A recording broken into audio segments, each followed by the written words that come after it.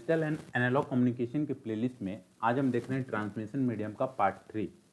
इसके पहले मैंने इस पर 2 वीडियो बनाया हुआ है, तो उसका लिंक आपको अभी आई बटन में मिल जा रहा होगा या मैं डिस्क्रिप्शन में आपको प्रोवाइड कर दूंगा। तो अगर आपने पार्ट 1 एंड पार्ट 2 नहीं देखा है ट्रांसमिशन मीडिया का, तो वो आप ज़रूर देख लें, क्योंकि वो आप देखिएगा तभी आपको समझ में आएगा कि अभी यहाँ पर कहानी चल क्या रहा है। ठीक है, तो पिछले 2 वीडियो में हमने देखा था गाइडेड मीडिया में हमने कवर किया था कोएक्सियल केबल, जिसमें बेस बैंड एंड ब्रॉडबैंड बताया था। मैंने आपको बताया था ट्विस्टेड पेयर, उसमें मैंने आपको बताया था unshielded and shielded twisted pair. इस वीडियो में हम लोग कवर करने वाले हैं ऑप्टिकल फाइबर। ऑप्टिकल फाइबर भी क्या है, एक गाइडेड मीडियम का ही पार्ट है, टाइप है। ठीक है, तो गाइडेड मीडियम का जो भी प्रॉपर्टी होगा वो तो ऑप्टिकल फाइबर फॉलो करेगा ही करेगा, साथ ही साथ इसका कुछ अपना भी प्रॉपर्टीज़ है जो इन दोनों से डिफरेंट है। ठीक है, हम उन प्रॉपर्टीज़ को पढ़ने वाले हैं। तो चलिए स्टार्ट करते हैं। तो ऑप्टिकल फाइबर में आपको पहले बताऊं, उससे पहले मैं आपको एक फिजिक्स का एक फेनोमेनन बताता हूं कि फिजिक्स में आपने पढ़ा होगा 11-12 में, आई एम श्योर, कि क्या होता है जब भी लाइट, ठीक है, ये है हमारा ग्लास, ठीक है, एंड यहाँ पर है एयर। ठीक है, तो जब भी लाइट हमारा एक डेंसर मीडियम से, ग्लास एयर के कंपेरिजन में डेंसर है, ठीक है, तो जब भी हमारा लाइट एक डेंसर मीडियम से रेयरर मीडियम में जाता है तो क्या होता है, रिफ्रैक्शन होता है। तो ऑब्वियस सा बात है कि लाइट को जाना कैसे चाहिए था, देखिए ये इंसिडेंट रे है, अगर कुछ भी रिफ्लेक्शन और रिफ्रैक्शन का कंसेप्ट नहीं होता, लेट सपोज कुछ भी नहीं है, तो हमारा लाइट का क्या पाथ था, ये पाथ था, ऐसा पाथ फॉलो करना चाहिए था लाइट को।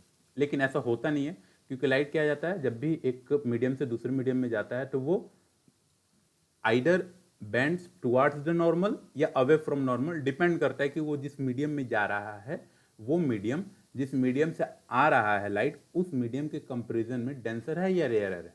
ठीक है, तो अभी हमारा मीडिया क्या है, रेयरर है, ग्लास से कम डेंस है एयर, तो क्या होगा कि ये नॉर्मल से अवे फ्रॉम नॉर्मल बेंड करेगा। तो ये हमारा पॉइंट ऑफ इंसिडेंस हुआ, यहाँ पर हमने बनाया ये नॉर्मल, एंड लाइट को क्या होना चाहिए, इधर बैंड होना चाहिए। ठीक है, तो मतलब लाइट कुछ ऐसे जाएगा, मतलब जाना चाहिए। ठीक है, ऐसे लाइट को जाना चाहिए।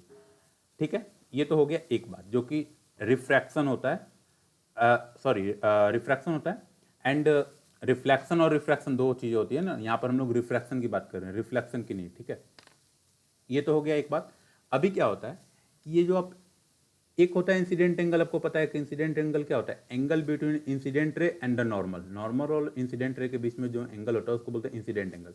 तो जैसे जैसे आप एंगल बढ़ाते जाओगे ना, तो एक ऐसा एंगल आपको मिलेगा कि जिस एंगल पे जो आपका, ये आपका इंसिडेंट एंगल हो गया, और ये जो लाइट जो बैंड होता है उसका एंगल नॉर्मल से उसको बोलते हैं incident ray, reflected ray, incident angle, refracted angle. ठीक है, तो एक ऐसा एंगल आपको मिलेगा कि रिफ्रैक्टेड एंगल आपको क्या हो जाएगा, 90 डिग्री हो जाएगा।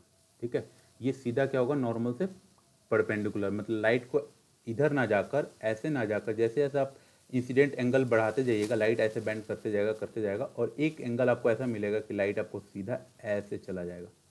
ठीक है, मतलब उसका रिफ्रैक्टेड एंगल कितना हो जाएगा, 90 डिग्री। तो वो इंसिडेंट एंगल जिस इंसिडेंट एंगल पे लाइट नॉर्मल से सीधा 90 डिग्री बैंड होते हुए रिफ्रैक्ट हो जाए, उस इंसिडेंट एंगल को बोलते हैं क्रिटिकल एंगल। अब क्रिटिकल एंगल से आप जैसे भी इंक्रीज कीजिएगा आप अपना इंसिडेंट एंगल, वो लाइट और भी नॉर्मल की थ्रू बैंड होगा और थोड़ा सा और इधर ही आएगा। ठीक है, आई होप आपको ये समझ में आ गया होगा कि क्रिटिकल एंगल वो मिनिमम एंगल होता है जिस एंगल पे अगर हम लाइट को जा रहा है डेंसर मीडियम से रेयरर मीडियम में, तो हमारा जो रिफ्रैक्टेड एंगल होगा वो 90 डिग्री होगा। ठीक है, ये कंसेप्ट हम लोग फिजिक्स में पढ़े हुए हैं। सेम कंसेप्ट यूज होता है ऑप्टिकल फाइबर में भी। ठीक है, क्योंकि ऑप्टिकल फाइबर में हमारा जो सिग्नल जो ट्रेवल करता है वो in the form of light travel करता है। ठीक है, हम क्या करते हैं, पहले अपने इलेक्ट्रिकल सिग्नल को लाइट में कन्वर्ट करते हैं, लाइट को ट्रेवल कराते हैं, फिर लाइट को कन्वर्ट कराते हैं अपने इलेक्ट्रिकल सिग्नल में। ठीक है, तो ऑप्टिकल फाइबर किस प्रॉपर्टी पे काम करता है, प्रॉपर्टी ऑफ लाइट, कि अगर लाइट को हिट किया जाए क्रिटिकल एंगल पे तो ये रिफ्रैक्ट कितने पर होगा, 90 डिग्री पे। ठीक है, और यही प्रॉपर्टी को यूज किया जाता है ऑप्टिकल फाइबर में। तो ऑप्टिकल फाइबर कैसे किस प्रिंसिपल पर काम करता है, उसके पहले आपको ये क्रिटिकल एंगल का कंसेप्ट पता होना चाहिए। ठीक है, आई होप आपको क्रिटिकल एंगल समझ में आ गया होगा कि एक ऐसा मिनिमम एंगल वैसा मिनिमम इंसिडेंट एंगल जिस पे हमारा जो रिफ्रैक्टेड एंगल होगा वो 90 डिग्री होगा, और इंसिडेंट एंगल वो जो मिनिमम एंगल है उसे आप जितना बढ़ाते जाइए आपका क्रिटिकल एंगल ये रिफ्रैक्टेड एंगल आपका 90 डिग्री ही होगा। वो जो मिनिमम एंगल होता है ना जिस पे आपका रिफ्रैक्टेड एंगल 90 डिग्री हो जाता है उसी मिनिमम एंगल को क्या बोलते हैं, क्रिटिकल एंगल। ठीक है, अभी देखिए कि आपका जो ऑप्टिकल फाइबर है उसका स्ट्रक्चर बहुत टाइप का होगा, मतलब बहुत टाइप का इसलिए होगा क्योंकि हम लोग वो डिपेंडिंग ऑन किस कंडीशन में ऑप्टिकल फाइबर यूज कर रहे हैं उसके अकॉर्डिंग उसका स्ट्रक्चर वेरी करता है, लेकिन ओवरऑल जो इसका एक बेसिक स्ट्रक्चर है वो सेम रहता है। क्या होता है, एक होता है कोर, ऊपर से होता है क्लैडिंग एंड इसके ऊपर होता है एक कोटिंग। कोटिंग मत बोलिए या कवर बोलिए, ये तीन चीज़ तो आपको रहेगा ही रहेगा।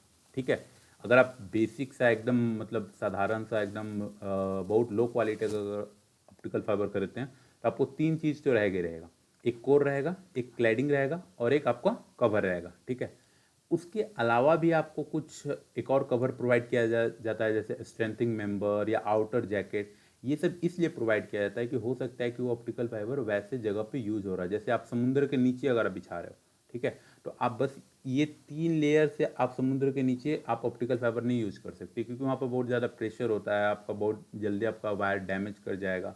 तो वो डिपेंड करता है कि हमारा ऑप्टिकल फाइबर किस जगह पे यूज हो रहा है उसके अकॉर्डिंग उसका स्ट्रक्चर वेरी करता है, लेकिन ओवरऑल जो उसका बेसिक स्ट्रक्चर है कोर, क्लैडिंग एंड एक कवर का, ये तीन चीज़ तो रहने ही रहने वाला है।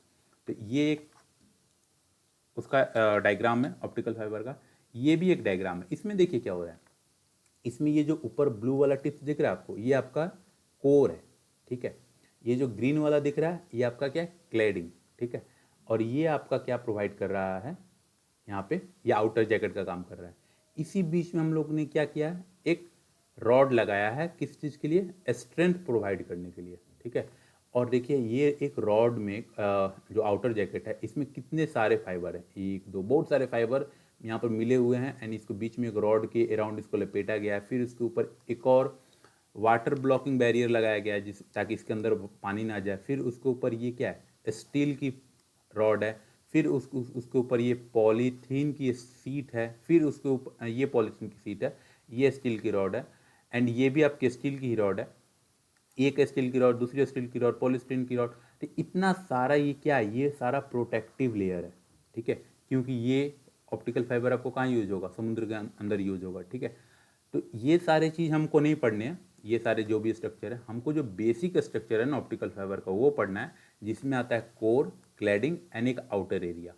ठीक है, तो आप डायग्राम देखकर जगह जगह पे कहीं पर अगर आपको ये डायग्राम दिखता है कहीं ये डायग्राम दिखता है तो आप कंफ्यूज नहीं होना है।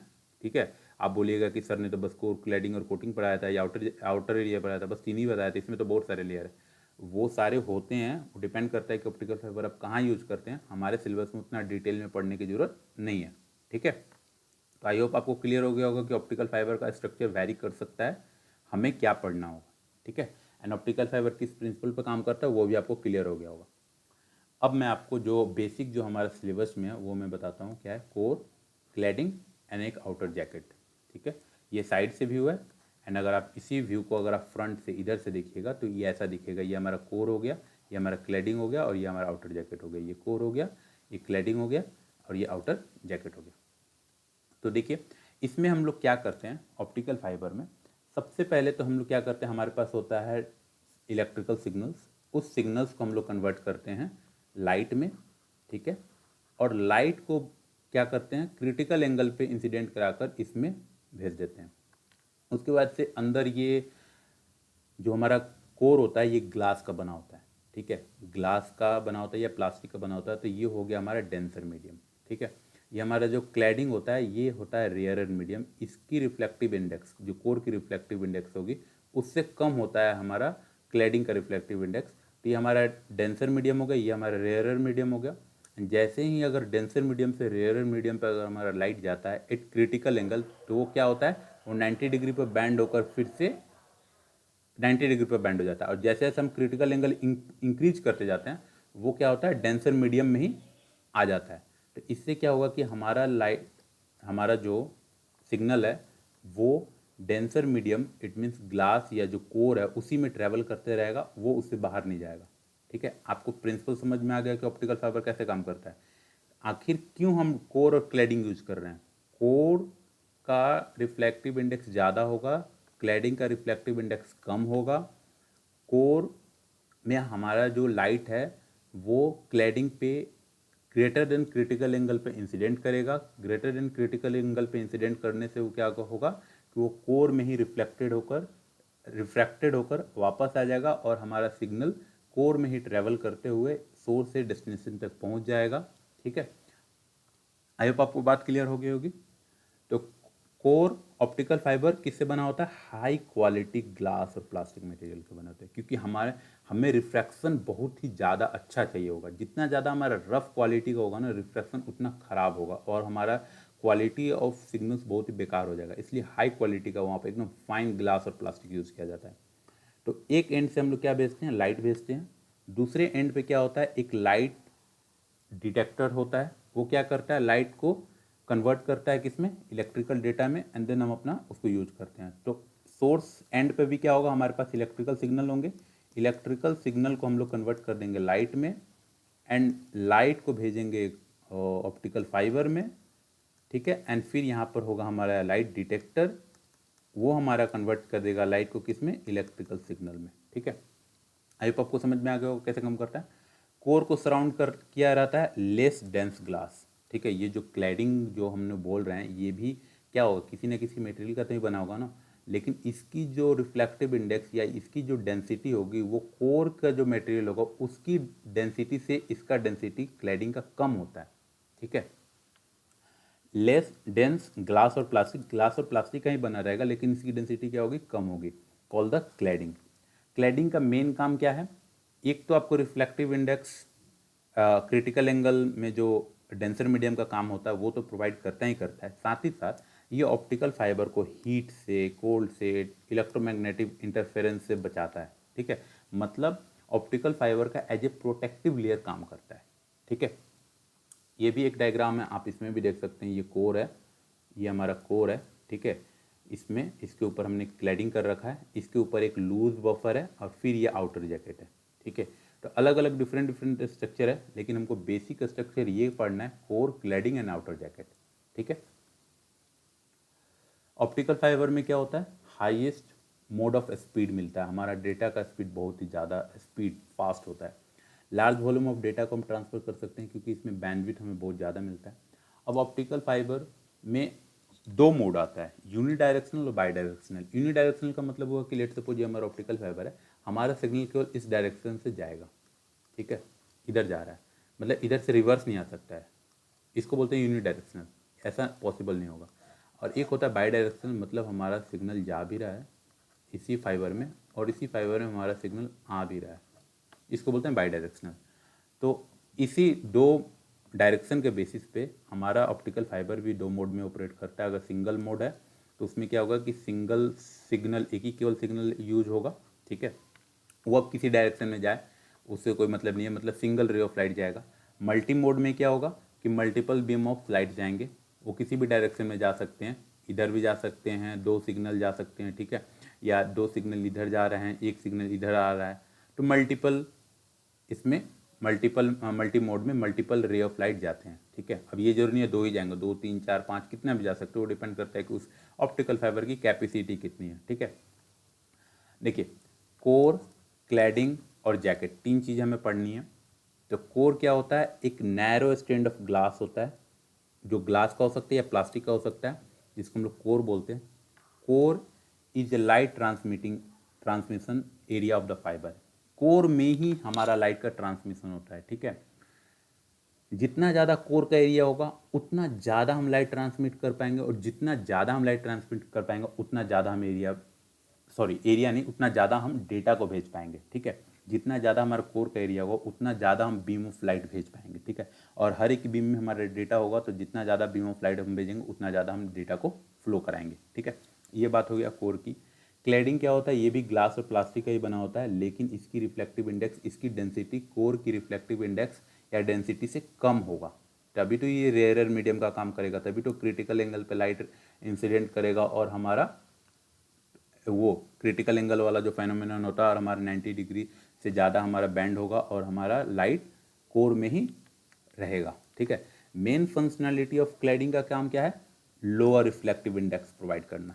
ठीक है, at the core interface to cause the refraction within the core so that the light was transmitted throughout the fibre.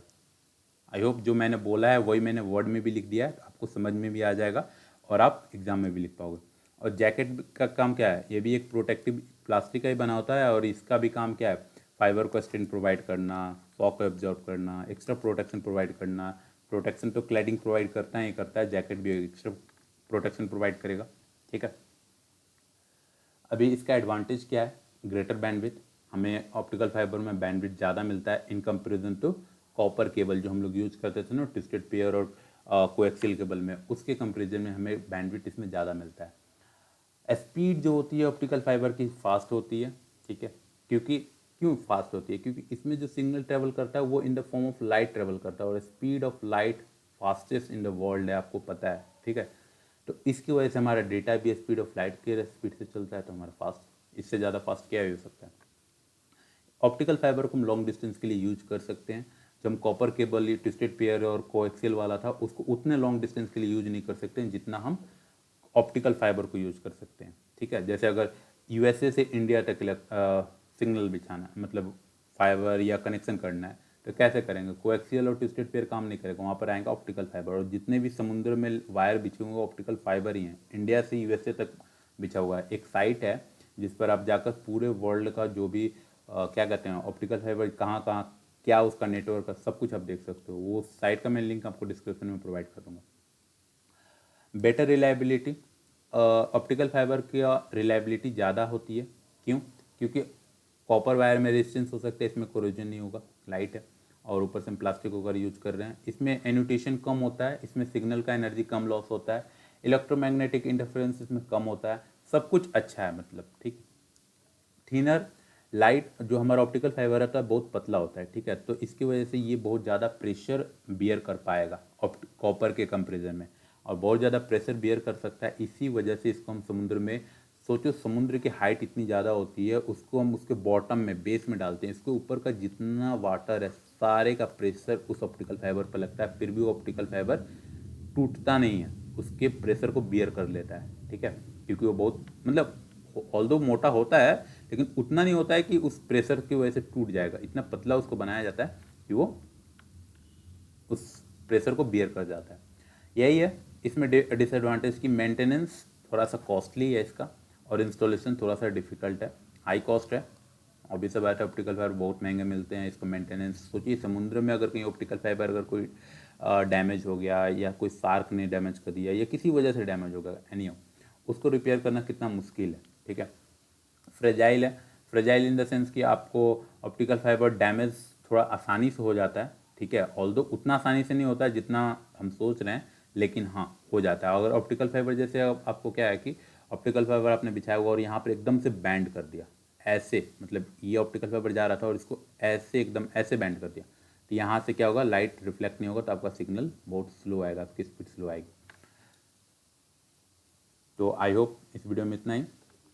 तो आई होप आपको ऑप्टिकल फाइबर क्या होता है, किस प्रिंसिपल पर काम करता है, ठीक है, इसमें कौन कौन से पार्ट होते हैं एंड इसके डिफरेंट स्ट्रक्चर हो सकते हैं, आपको सब कुछ क्लियर हो गया होगा और आपको ये वीडियो अच्छा लगा होगा।